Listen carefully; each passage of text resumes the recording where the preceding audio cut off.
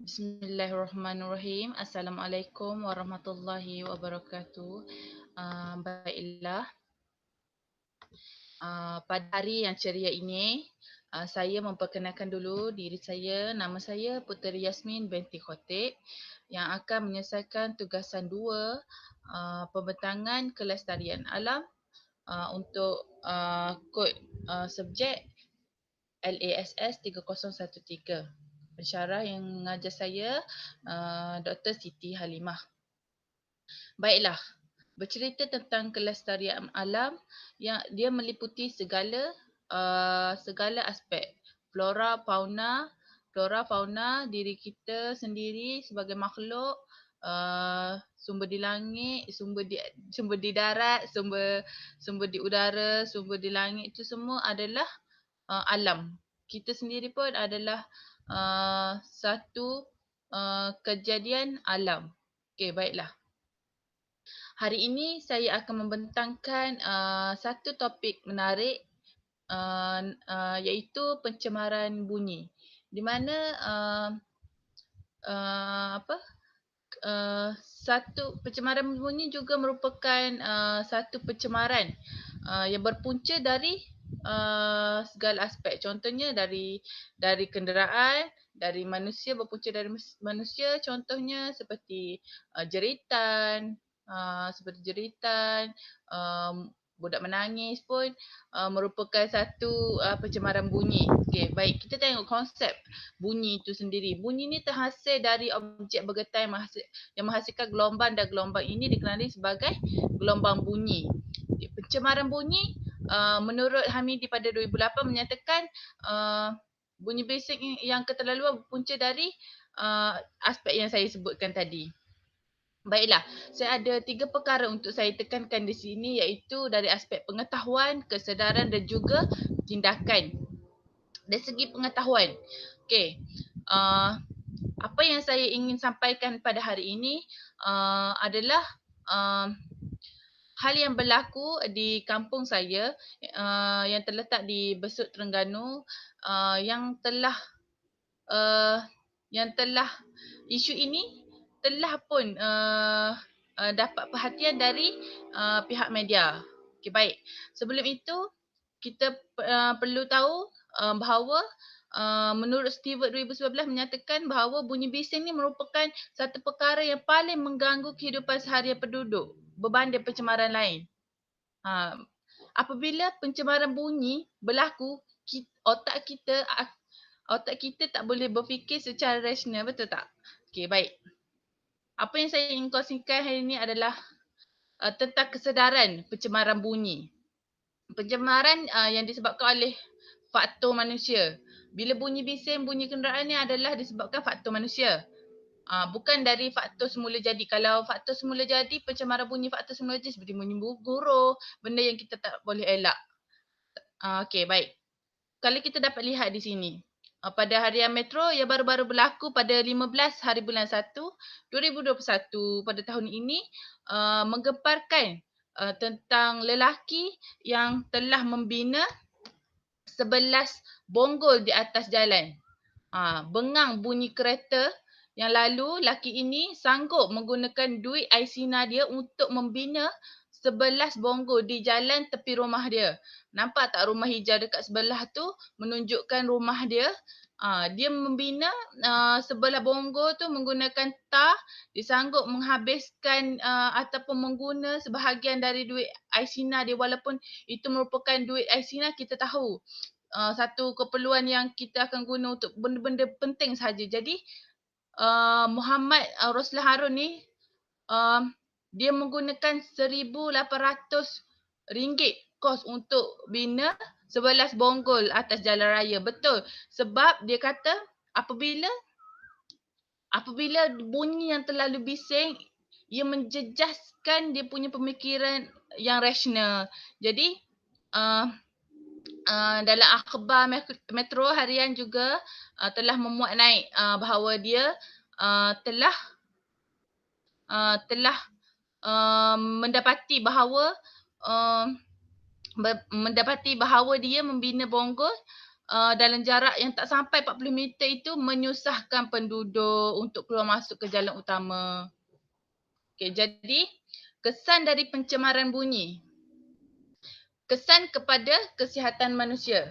Kalau kesan kepada kesihatan manusia, saya banyak ingin kongsikan pada pendengar-pendengar sekalian. Okey, baiklah. Kita tahu bunyi bising tidak menyenangkan, boleh menjadi satu pencemaran alam sekitar. Pencemaran bunyi akan menjejaskan kita punya kesihatan. Sekiranya melampau, bunyi yang melampau akan memberi kesan buruk kepada kesihatan kita secara tidak langsung. Saya ingin mengambil kata-kata dari Dr. Syahriza Luqman yang mengatakan bahawa kehilangan pendengaran akibat bunyi bising atau boleh berlaku secara serta-merta ataupun kronik. Okey, baiklah. Jika kita melihat kesan kepada kesihatan manusia dari mengikut peringkat umur, contohnya dari segi janin, sekiranya seorang ibu itu mengandung, pendedahan ibu hamil kepada pencemaran bunyi ini akan menyebabkan masalah pembesaran dan kedengaran kepada janin.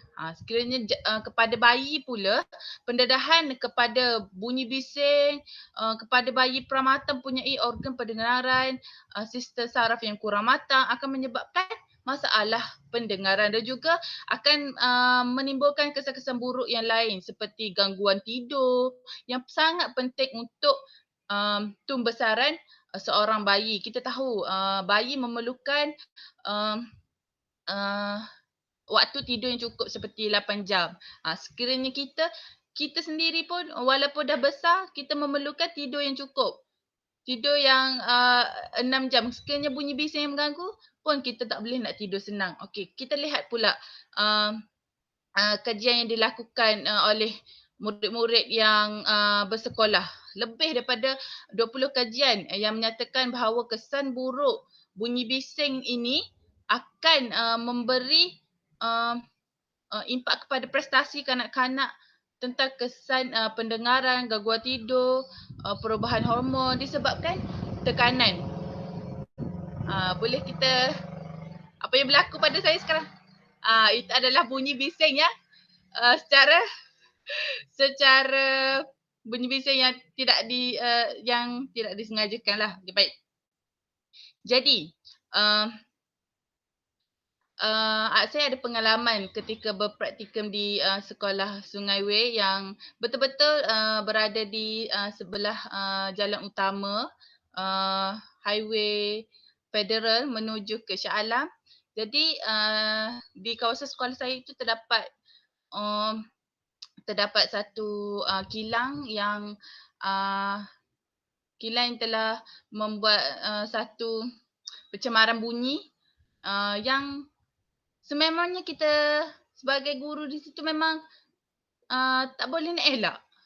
Jadi dia memberi gangguan waktu ketika mengajar. Murid tak boleh fokus, kita sendiri pun hilang fokus untuk kita nak cakap apa lepas ni kan. Sebab bunyi bising yang mengganggu. Okay, baik. Kita lihat pula implikasi kepada persekitaran. Tekanan emosi yang berlaku dan gangguan yang berlaku kepada seseorang yang mengalami gangguan pencemaran bunyi.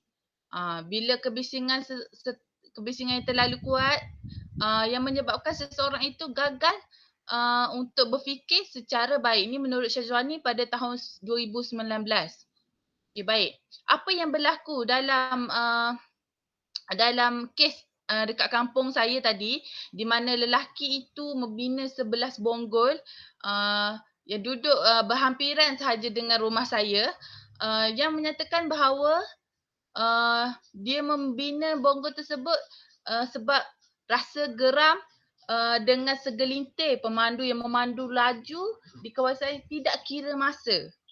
Ada ketikanya waktu yang kita nak rehat, nak tidur, itulah waktu yang baik untuk kita itulah waktu yang baik untuk kita hilangkan stres. Tapi apabila bunyi bising pencemaran bunyi ini berlaku, ia mengganggu waktu um, waktu kita rehat. Jadi itulah masalah gangguan mental yang berlaku kepada Encik Muhammad Roslam ini.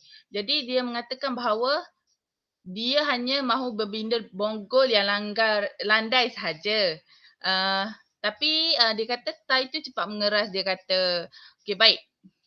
Kita dapat lihat di sini bahawa dia kata menyatakan bahawa saya sangat tertekan sangat dengan masalah ini. Tambahan pula dia mempunyai masalah kesihatan yang tapi belum lagi mendapatkan rawatan ataupun masalah kesihatan gangguan mental lah. Jadi kita dapat lihat di sini sebenarnya adakah saya mempunyai persoalan sendiri, adakah dia mempunyai gangguan mental setelah mendapat pencemaran bunyi ini ataupun dari awalnya juga dari awalnya lagi. Sebab sekiranya benda itu berlaku kepada kita, kita sendiri pun tak boleh nak berfikir secara waras, betul tak? Apabila bunyi bising setiap masa yang berlaku di kawasan tempat kita tinggal. Baiklah. Saya teruskan kepada tindakan. Tindakan pengawalan oleh manusia. Manusia sendiri pun boleh mengawal pencemaran bunyi ni. Macam Encik yang berlaku tadi di kawasan rumah saya, Encik Roslam tu dia telah membina bonggol untuk mengurangkan kenderaan lalu dengan laju. Okay, baik. Pengeluar kenderaan perlulah memikirkan pengeluaran kenderaan yang enjinnya lebih senyap dan mesra alam, betul tak?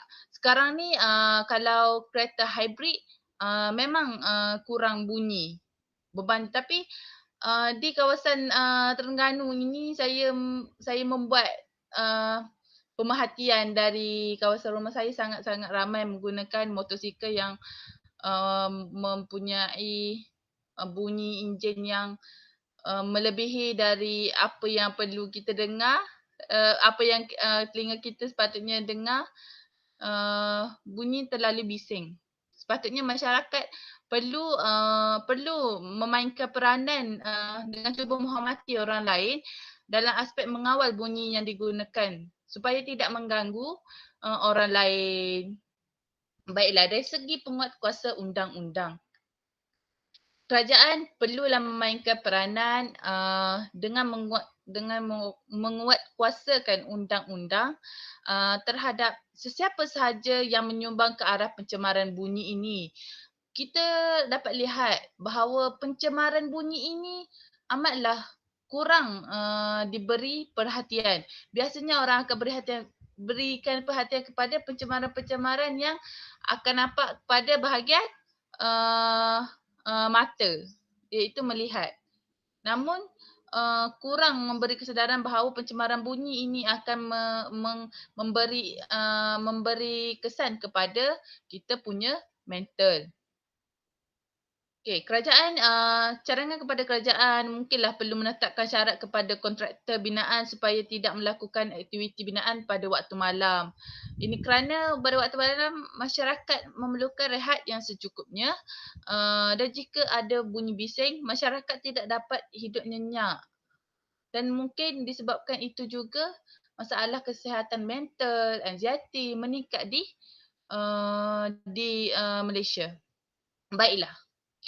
Saya mendapat satu solusi di mana saya melihat pada kes yang berlaku seperti kawasan rumah saya sendiri, sangat bunyi sangat bising sebab kebanyakan jentera lalu motosikal yang remaja bawa dengan had laju yang tinggi dan bunyi yang mengganggu ketika saya ada kelas, ketika saya ingin membuat sesi pengajaran pembelajaran ketika waktu praktikal hari itu. Jadi saya mencari solusi di mana Muhammad Muhammad Roslam yang telah membina Bongo dan memakan kos yang sangat tinggi. Bagi saya saya pernah terbaca tentang satu remaja di Jepun yang telah membina ataupun melukis secara 3D bonggol. Solusi tersebut berjaya memerlahankan kenderaan yang lalu, kerana apabila mata kita melihat sesuatu objek yang agak dia punya apa gambaran 3D tersebut nampak seperti timbul, dengan secara automatiknya kenderaan itu akan memerlahankan kenderaan. Jika lihat pada solusi A ini adalah merupakan saya punya saya dapat ilham dari solusi A ini, dan saya lakukan kepada di jalan kawasan kampung saya, iaitu pada gambar solusi B. Saya mendapati bahawa lukisan ini sangatlah efektif dan sangatlah berkesan sekiranya untuk dilakukan di kawasan-kawasan perumahan, sebab kebiasaannya yang lalu adalah kanak-kanak yang bukan dari penduduk kawasan kita, namun ia berlaku pada penduduk di kawasan lain yang masuk ke kawasan kampung kita, yang membawa membawa kenderaan begitu tidak berhemah. Jadi saya telah membina satu lukisan 3D di jalan rumah saya, dan saya mendapati kerja yang saya lakukan ini, saya dapat melihat bahawa motosikal yang jarang lalu dan remaja yang lalu dengan laju akan memperlahankan kenderaan tersebut. Okey, baiklah. Apa penyelesaian masalah yang ditawarkan oleh lelaki yang tinggal di kawasan berhampiran di rumah saya? Sebenarnya saya tidak menyangka bahawa cadangan yang diberikan oleh saya kepada kawan saya yang berada di UUKM, Universiti Kebangsaan Malaysia, yang ketika itu menjalankan menjalankan pembelajaran secara atas talian, dan dia berada di kampung. Jadi perkara itu saya telah mencadangkan kepadanya bahawa eloklah sekiranya memberi rawatan psikologi kepada jiran saya yang telah membina sebelah bonggol itu, sebab saya merasakan bahawa apa yang dia lakukan itu memang akan mengganggu penduduk-penduduk lain. Namun sebab ia merupakan satu jalan, bukan jalan utama, namun jalan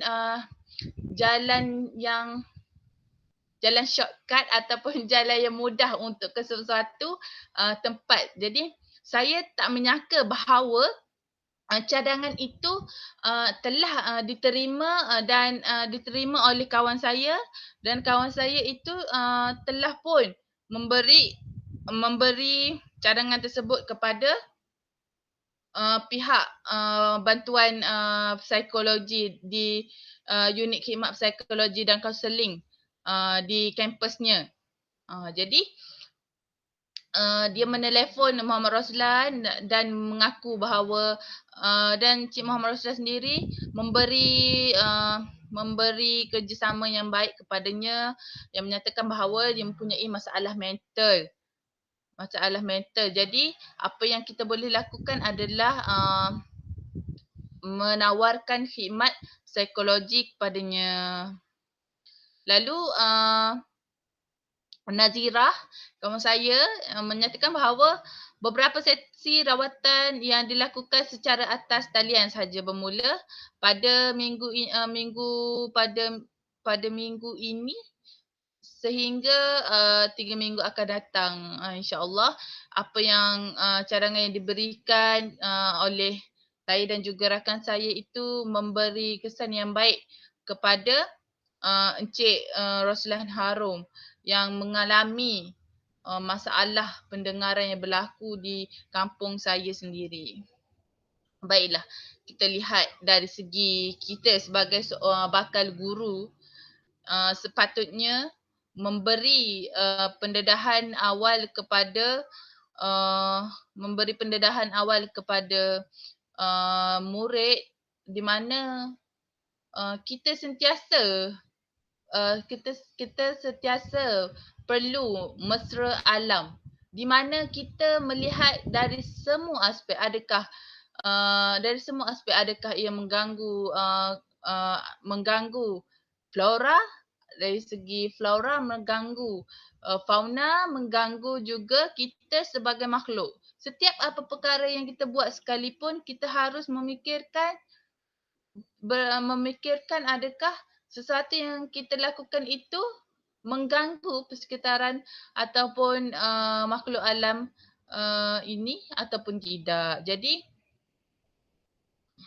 kesimpulannya, setiap masalah pencemaran akan membawa kesan yang tidak baik kepada alam sekeliling. Oleh yang demikian, kita sebagai guru perlu memberi pendedahan awal kepada murid tentang pentingnya menjaga kelestarian alam sekitar untuk membentuk sesebuah negara maju dalam masa yang sama, melahirkan generasi yang positif.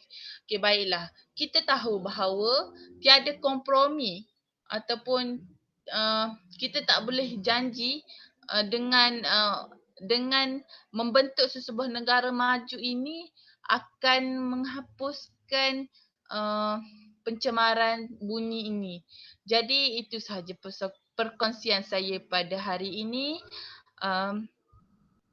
Di sini merupakan rujukan yang telah saya